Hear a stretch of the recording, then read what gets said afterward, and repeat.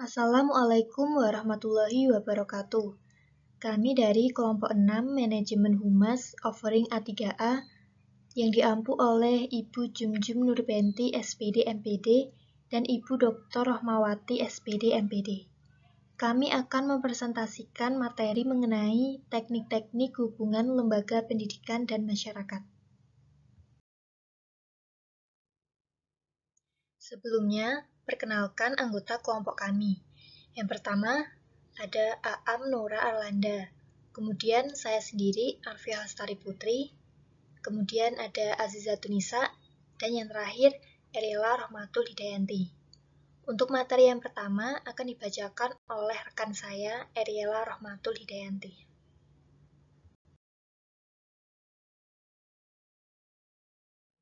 Pada video kali ini kita akan membahas tentang pengertian teknik-teknik hubungan sekolah dan masyarakat. Yang kedua membahas tentang tujuan dari teknik-teknik hubungan sekolah dan masyarakat. Yang ketiga manfaat dari teknik-teknik hubungan sekolah dan masyarakat. Yang keempat mengetahui macam-macam teknik-teknik hubungan sekolah dan masyarakat. Dan yang kelima mengetahui hambatan teknik hubungan sekolah dan masyarakat dalam pelaksanaannya.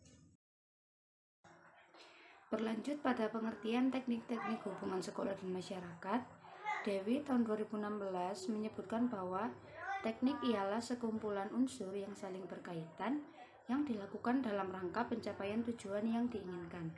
Dalam konteks teknik-teknik hubungan sekolah dan masyarakat ini, Purwanto dalam Benti dan Gunawan tahun 2015 menyebutkan bahwa teknik hubungan lembaga pendidikan dan masyarakat merupakan kegiatan komunikasi yang dilakukan oleh sekolah dan masyarakat dalam rangka membentuk suatu kerjasama terkait kebutuhan sekolah dalam rangka pengembangan sekolah.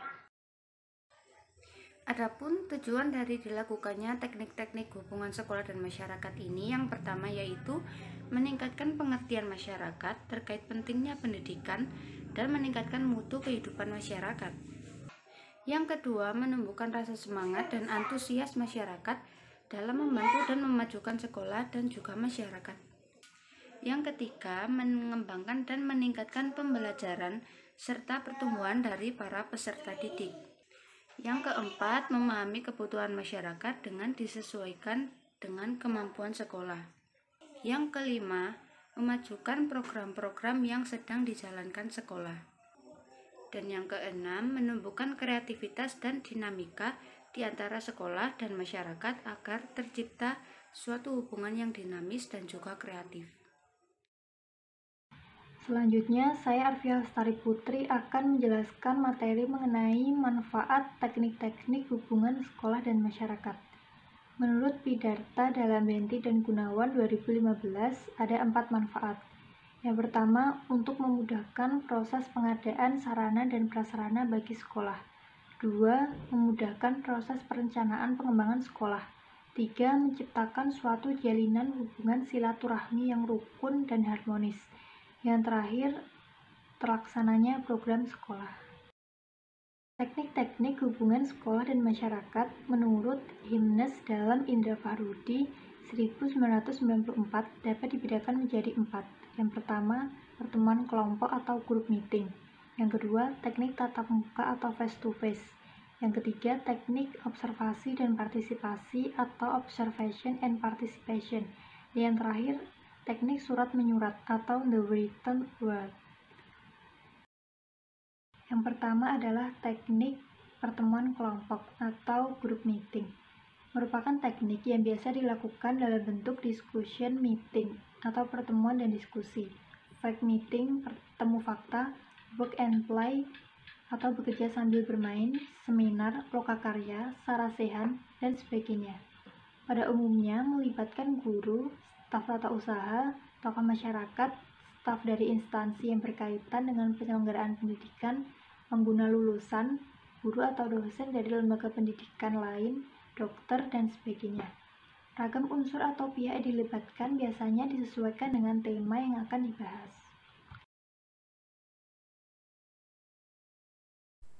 Saya Aziza Tunisa akan melanjutkan materi berikutnya mengenai teknik.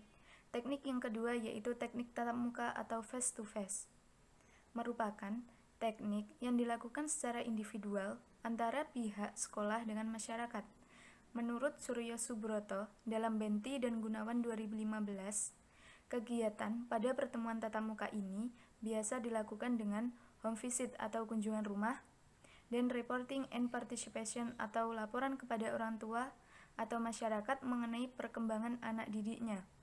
Diharapkan melalui teknik ini akan terjadi suatu keterbukaan, kebersamaan, dan hubungan silaturahmi antara sekolah dan masyarakat dapat terjalin dengan baik. Teknik yang ketiga yaitu teknik observasi dan partisipasi, observation atau participation. Dalam pelaksanaan teknik ini, masyarakat diberi kesempatan untuk mengunjungi, mengobservasi, dan berpartisipasi dalam kegiatan sekolah. Orang tua dapat mengunjungi sekolah untuk mengetahui proses belajar siswa dan hasil karyanya, serta menyumbang kemampuan di sekolah. Diharapkan melalui kegiatan ini, masyarakat dapat mengetahui bagaimana hambatan yang dialami oleh sekolah. Benti dan Gunawan 2015 menjelaskan teknik-teknik yang dapat dilakukan dalam pelaksanaan metode observasi dan partisipasi, yaitu ada 3 teknik. Yang pertama, orang tua sebagai pengamat, parents as observer, yang mengamati perkembangan anak-anaknya dan membandingkan dengan anak-anak lain sehingga diketahui kelebihan dan kekurangan anaknya, yang selanjutnya menjadi dasar dalam memberi pembinaan lanjutan. Yang kedua, orang tua sebagai peserta, parents as participant, dengan diikutsertakan pada proses kegiatan.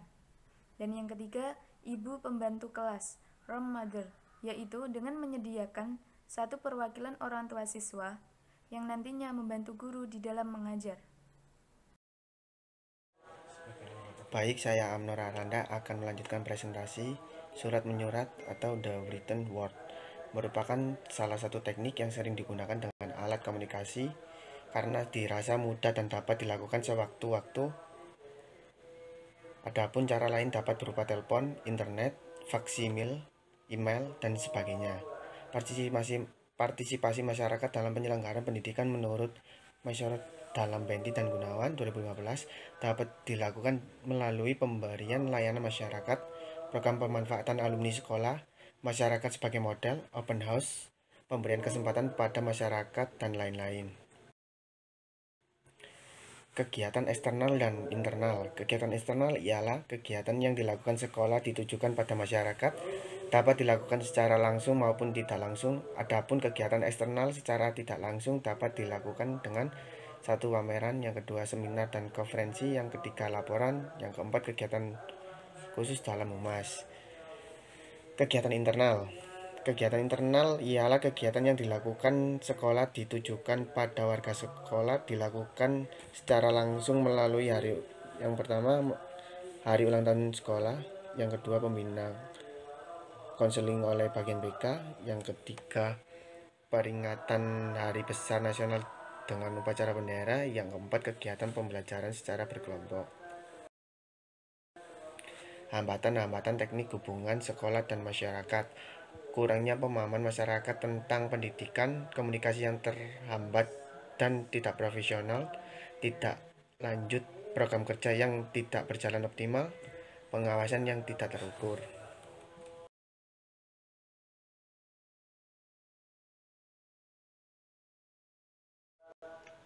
Baik, sekian dari kelompok 6. Jika ada salah kata, mohon maaf yang sebesar-besarnya. Terima kasih.